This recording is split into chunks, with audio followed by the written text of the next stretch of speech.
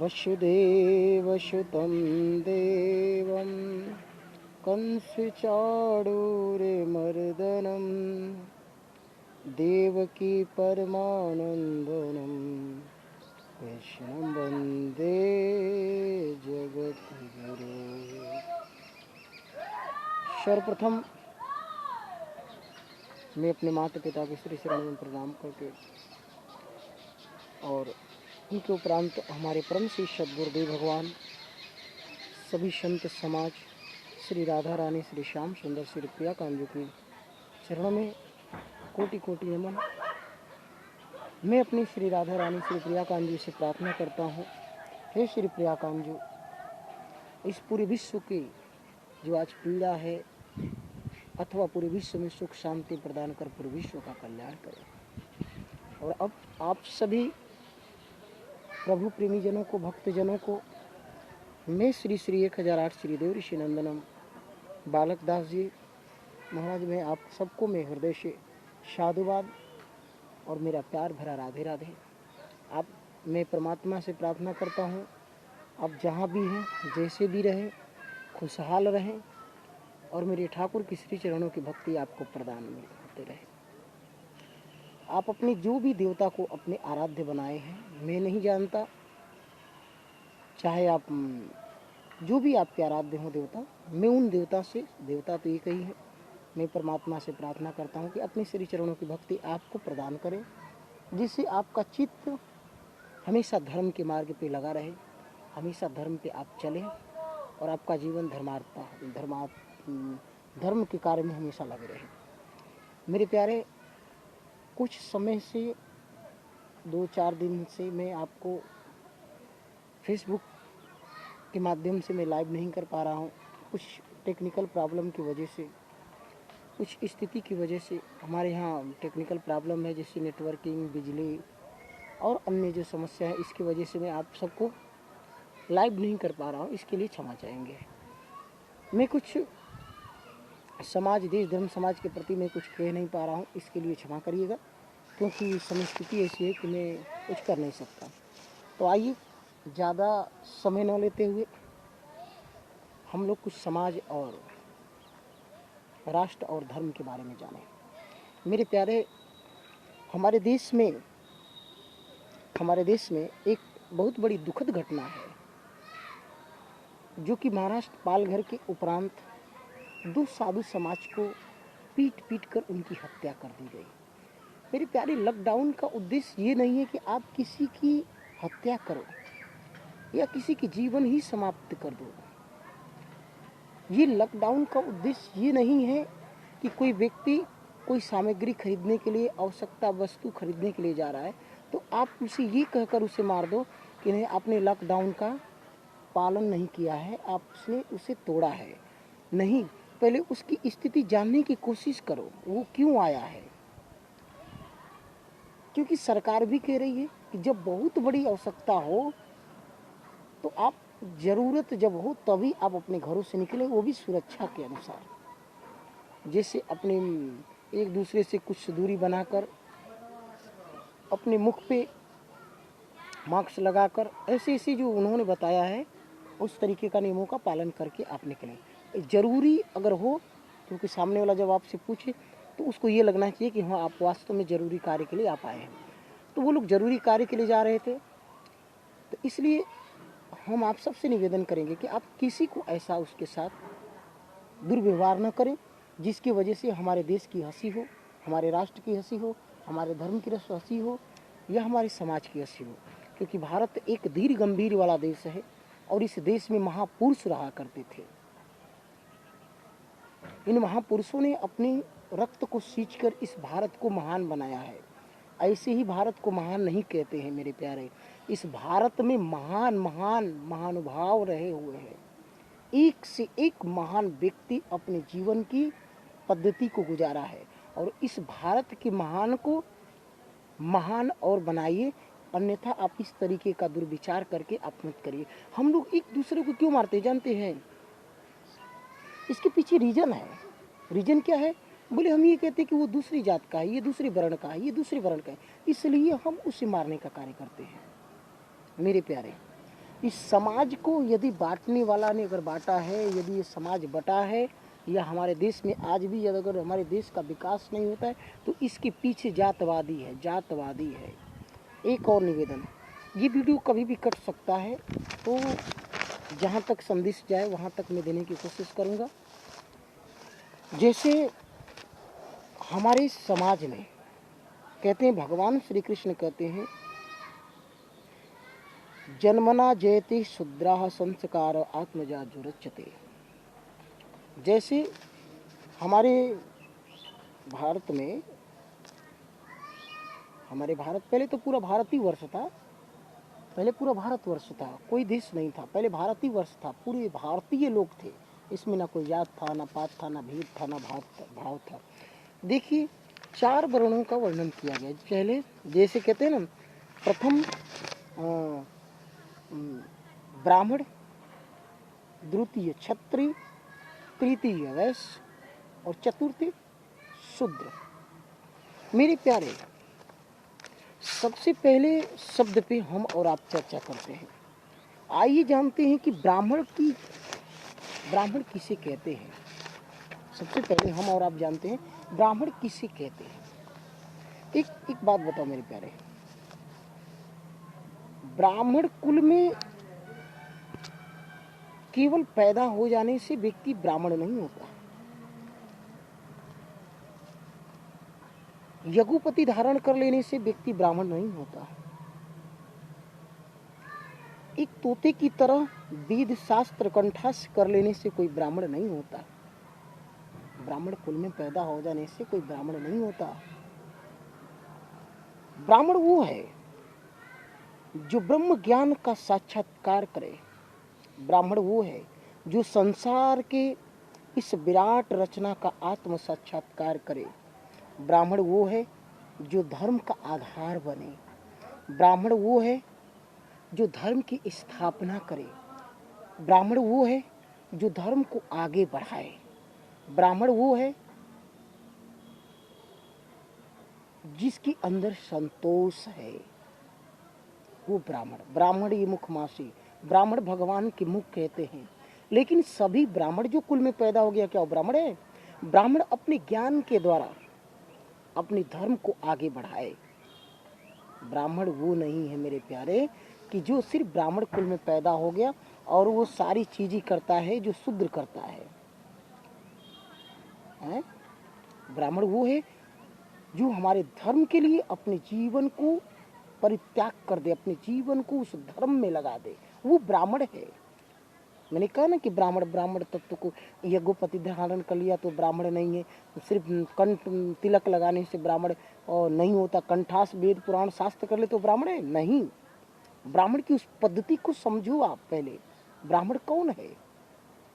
ब्राह्मण ब्राह्मण ब्राह्मण कह देने से होगा एक तरफ वेद शास्त्र अध्ययन करता है या किसी को कुछ कहता है, या एक तरफ पतरा दिखते है, दूसरी तरफ अपने मुख में खुद ही वो गंदगी भरा हुआ है, सूरती तंबाकू खाता है, वो ब्राह्मण है?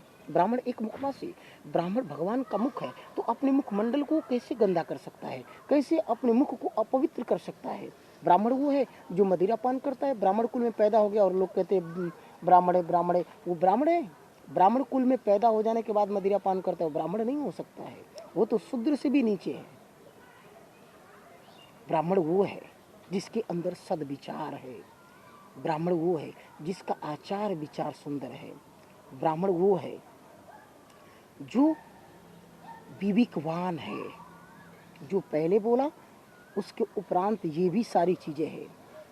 ब्राह्मण वही हो सकता है मेरे प्यारे जो हमारे धर्म का आधार बने। धर्म का अर्थ होता है धारण करने योग्य जीवन पद्धति। जो अपने जीवन में धारण किया, अच्छी चीज अपने धारण किया, जो हमारे धर्म, हमारा वेद, हमारा पुराण, हमारा शास्त्र जो सिखाता है, वही ब्राह्मण है। चाहे वो किसी शूद्र के कोख में जन्म लिया हो, चाहे क्षत्रिय की कोख में जन्म लिया हो, चाहे वैश्य के कोख में जन्म लिया हो, वो ब्राह्मण है। जो ज्ञानी है, जो धर्म का आधार बना है और जिसने वेद शास्त्र को जाना है, और जो ब्रह्म तत्व को साक्षात्कार कर अपने जीवन को उस धर्म का निर्वहन किया है, वही ब्राह्मण है। मेरे प्यारे, एक पहला हो गया। आप इस भ्रम में बिल्कुल न रहें कि सामने वाला ब्राह्मण कुल में पैदा हुआ है तो ब्राह्मण है, मैं उसको पंडित पंडित पंडित कहता हूँ। ये तुम्हारी मूर्खता है। नहीं, उसकी जीवन पद्धति को जानो पहले आप। मदिरा पान करता है, मीट मांस खाता है, गुटखा खाता है, स्मोकिंग करता है, फिर वो ब्राह्मण कैसे हुआ? फिर वो ब्राह्मण कुल में बस पैदा हुआ है, अपने कुल को धिक्कार रहा है। वो अपना नाश नहीं कर रहा है, वो आने वाले पीढ़ी न जाने कितने पीढ़ियों का नाश कर रहा है। ऐसे लोग कैसे ब्राह्मण हो सकते हैं? दूसरी बात ये मेरे प्यारे, पहला हो गया ब्राह्मण, मैं कम शब्दों में अभी बताया है, इसका मैं व्याख्या देने लगूँ तो शायद 2-3 घंटा तक देता रह जाऊँ तो फिर भी कम पड़ेगा। फिर दूसरी बात, ब्राह्मण के बाद क्षत्रिय। एक बोलो ब्राह्मण वाले मतलब ब्राह्मण समाज बनाते हैं। पहले समाज को, पहले ब्राह्मण शब्द को समझ ले, फिर बाद में ब्राह्मण समाज बनाना। मैं किसी के अगेंस्ट नहीं हूँ, खूब समाज बनाओ। मैं खुद अपने आप को कहता हूँ मैं ब्राह्मण हूँ, मैं ब्राह्मण हूँ, मैं ब्राह्मण हूँ। मैं खुद जात पात बनाता हूँ और मैं फिर स्टेज पे चढ़ने के बाद व्यक्ति कहता है कि जात पात नाम की कोई चीज़ नहीं है, और पहले खुद वो जात का प्रसारण करता है, फिर बाद में कहता है कि जात पात नाम की चीज़ नहीं। चलो ठीक है, इसको आप यहीं छोड़ो, बहुत लंबा वीडियो हो जाएगा। अभी दूसरा पे चलते हैं। ब्राह्मण के बाद क्षत्रिय है। क्षत्रियों का कर्तव्य क्या है? कहते हैं ना, क्षत्रिय समाज भी अब लोग बना ले चुके हैं। लोग सब लोग अपना अपना एक डंडा में झंडा लगा चुके हैं। क्षत्रिय का कर्तव्य क्या है? क्षत्रिय धर्म में क्या करता है? क्षत्रिय अपनी भुजाओं से, अपने बल की भुजाओं से धर्म की रक्षा करता है। क्या आपको एक भी क्षत्रिय ऐसा दिख रहे हैं जो अपने धर्म की रक्षा अपनी भुजाओं के बल पे कर रहे हैं? ऐसे एक भी दिख रहे हैं? बस लिखने के लिए कोई लिखता है मैं क्षत्रिय समाज का हूँ, भुजाओं से रक्षा करता है। वो क्षत्रिय किसी को पीड़ा नहीं देता है, किसी को दुख नहीं देता है कि वो धर्म का उल्लंघन किया है तो मैं उसे हत्या कर दूं। नहीं, क्षत्रिय अपनी रक्षा करता है धर्म का अपनी भुजाओं के बल से, अपनी भुजाओं के बल से धर्म की रक्षा करता है, जिससे हमारा धर्म स्ट्रांग हो। कोई अगर हमारे धर्म को ठेस पहुंचाता है तो उसे भयभीत करता है, बस उसे समझाता है, बुझाता है, और वो मान भी जाता है, क्योंकि उसे मृत्यु का भय है। वो भय दिखाता है, फिर वो मान जाता है। ये क्षत्रियों का कर्तव्य है कि अपनी भुजाओं से अपने धर्म की रक्षा करें। ब्राह्मण, क्षत्रिय, वैश्य। अब तीसरा नंबर पे वैश्य है। वैश्य किसे कहते हैं? वैश्य उसे कहते हैं जो धनवान लोग होते हैं। वैश्य लोग अपने धर्म की रक्षा कैसे करते हैं, अपने धर्म को आगे कैसे बढ़ाते हैं? बोले वैश्य लोग अपने धन के द्वारा,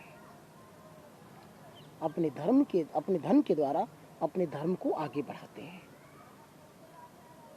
वो वैश्य नहीं हो सकता मेरे प्यारे जिसके पास अथाह धन है, लेकिन जब धर्म करने की बात आता है तो वो किंतु परंतु निकालने लगता है, और किंतु परंतु निकाल कर ये कहता है कि हमारे पास अभी थोड़ा समय नहीं है, फिर अगली बार करूँगा। वो वैश्य नहीं हो सकता, फिर तो वो शूद्र हो गया, शूद्र से भी शूद्र हो गया। मेरे प्यारे, मैंने आपसे शुरू में कहा ना, ब्राह्मण वो भी नहीं है जो ब्रह्म तत्व की ज्ञान की पद्धति को नहीं जाना है, वो ब्राह्मण नहीं है, वो शूद्र से भी नीचे है। और शूद्र वो भी नहीं है कि जिसके अंदर अज्ञानता नहीं है। सुनिए, अब बात मेरी सुनिए। वैश्य उसे कहते हैं जो अपने धन को, धर्म की पद्धति और अपने धन को धर्म का आधार बनाता है, उसे वैश्य कहते हैं। धनवान होना ये बहुत बड़ी बात नहीं है, लेकिन धनवान होने के बाद धर्मात्मा होना ये बहुत बड़ी बात है मेरे प्यारे।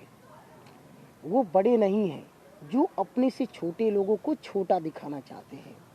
बड़ी वो है कि जो अपने बड़कपन में भी अपने छोटे लोगों को अपनी बराबरी में लाना चाहते हैं, वो बड़े हैं वास्तव में। मैंने बहुत बड़ा बिल्डिंग बना लिया, मेरे बड़े बड़े गाड़ी हो गए, नौकर चाकर सब कुछ हो गए, मैं धनवान हूँ, मेरे पास संपत्ति है, लेकिन एक बात बताओ, मेरे जीवन में धर्म ही ना हो तो ऐसे धन होने की क्या आवश्यकता है? तो मेरे प्यारे, अब इसे छोड़िए। अब आता है शूद्र। शूद्र किसे कहते हैं? जो अज्ञान हो, जो अज्ञान हो, जो मलमूत्र काछने का कार्य करता हो, उसे शूद्र कहते हैं। जिसके पास बिल्कुल विवेक ही ना हो, चाहे वो ब्राह्मण ही कुल में पैदा क्यों ना हो, वो शूद्र के ही स्थिति में आएगा, वो शूद्र की ही श्रेणी में आएगा। वो शूद्र ही है जिसे ऊंच और नीच का भेद न पता हो, जिसको सत्य और असत्य का भेद न पता हो, जिसको सही और गलत का राज न पता हो। एक बात बताएं मेरे प्यारे, डॉक्टर भीमराव अंबेडकर जी ने संविधान बनाया, क्या उन्होंने संविधान में ये लिखा? मुझे जवाब दो। संविधान में वो लिखा कि मैं चमार हूँ तो सिर्फ चमार लोगों को ही आरक्षण मिलना चाहिए, या ये होना चाहिए, या सारी संविधान जो है कि चमार को ही होना चाहिए? जितना उन्होंने परिश्रम किया ना मेरे प्यारे उस संविधान के लिए, और जिस स्थिति में उन्होंने परिश्रम किया, शायद हम और आप कभी नहीं हो सकता है। कल्पना ही करना बेकार है।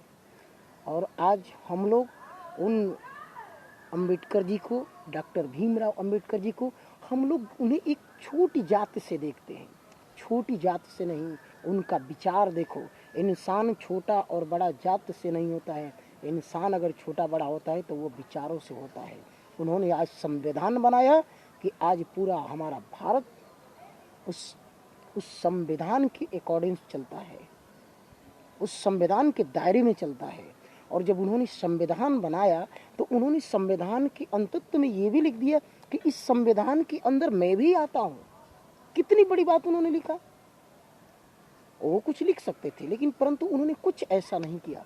उन्होंने संविधान जब बनाया तो उन्होंने संविधान बनाते वक्त उन्होंने ये लिखा कि इस संविधान के अंदर मैं भी आता हूँ। इतना श्रेष्ठ उनका विचार था। कभी भी उन्होंने अपने लिए नहीं किया, कभी भी उन्होंने किसी और के लिए नहीं किया। उन्होंने जब भी कुछ किया है तो इस देश के लिए किया है, इस समाज के लिए किया है, इस राष्ट्र के लिए किया है।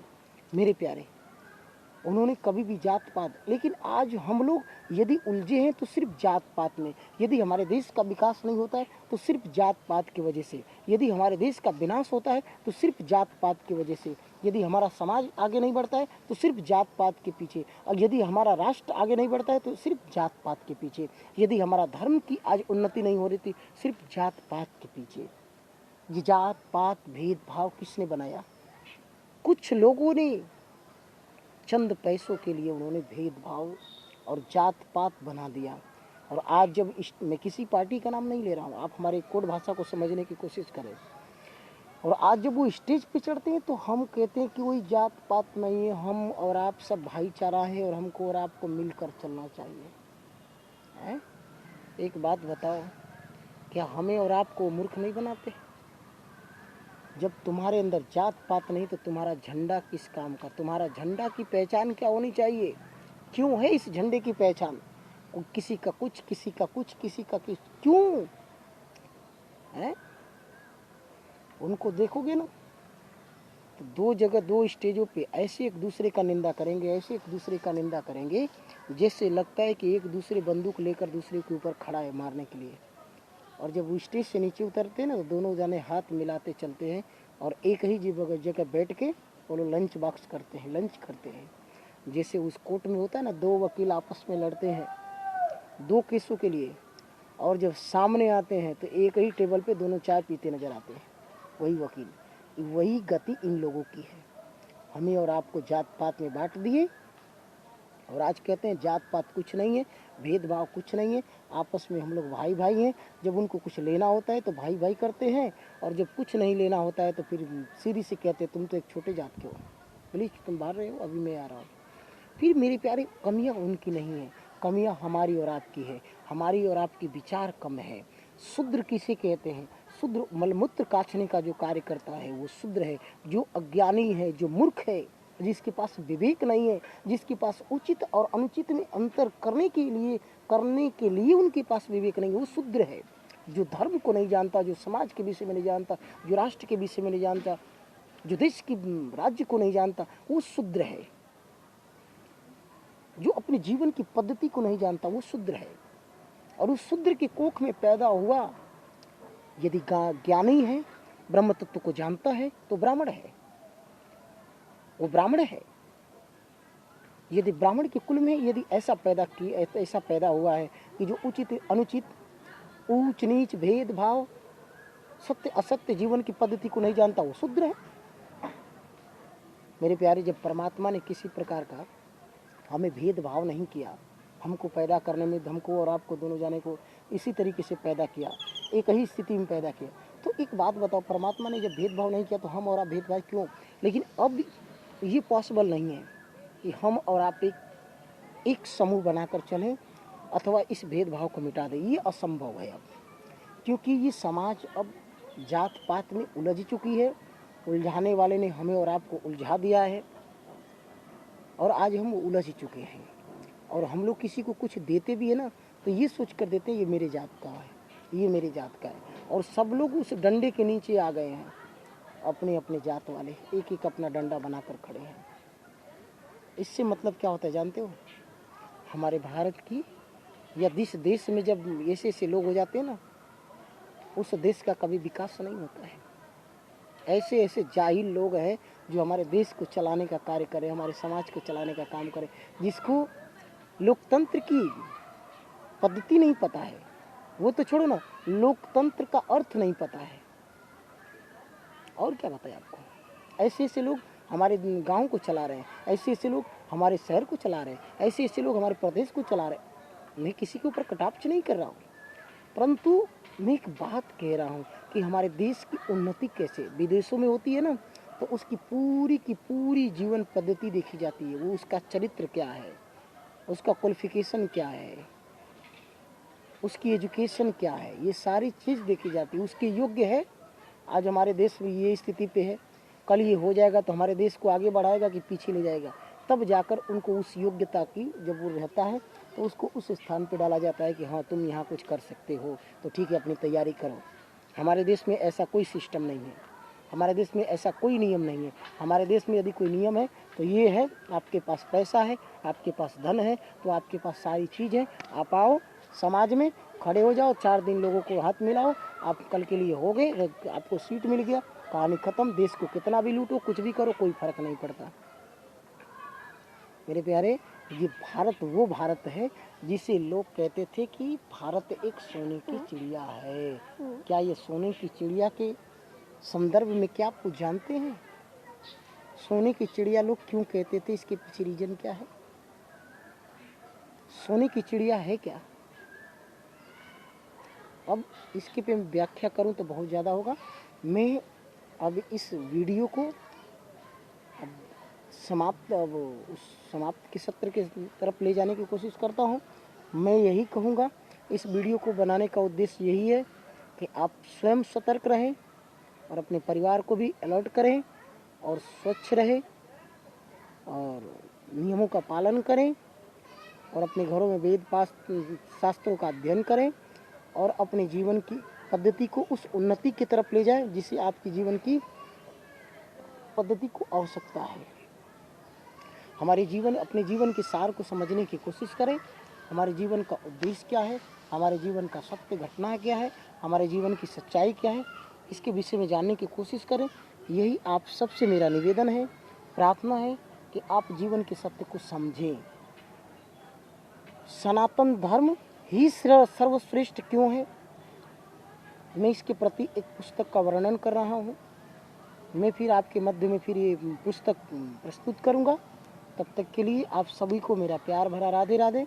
जहाँ भी आप रहें, जैसे भी रहें, खुश रहें, खुशहाल रहें, संतुष्ट रहें, एक दूसरे का सहयोग करते रहें और ये समझकर दूसरे का सहयोग करें कि वो मनुष्य है। ये कभी भी बिल्कुल आप सोच कर ना सहयोग करें कि मेरे जात का है, मेरे पात का है। बस ये सोच कर आप दूसरे का सहयोग करें कि ये मनुष्य है, भगवान उसने भी पैदा किया है और मुझे भी भगवान ने पैदा किया है, तो हमारा कर्तव्य बनता है कि मैं इस योग्य हूँ तो उनका सहयोग करूँ। आप सभी को मेरा प्यार भरा राधे राधे। जय श्री कृष्ण। वृंदावन जाएं, श्री राधा रानी श्याम सुंदर का दर्शन करें, श्री प्रिया कांजू का दर्शन करें, मेरे परम श्री सद्गुरुदेव भगवान जी का दर्शन करें। जय श्री शांति सेवा धाम जाएं और दर्शन जरूर करें। आप सभी को इसी वीडियो के और इसी अंत शब्द के साथ आप सभी प्रभु प्रेमीजनों को मैं आप सबको मेरा प्यार भरा राधे राधे। जय श्री कृष्ण।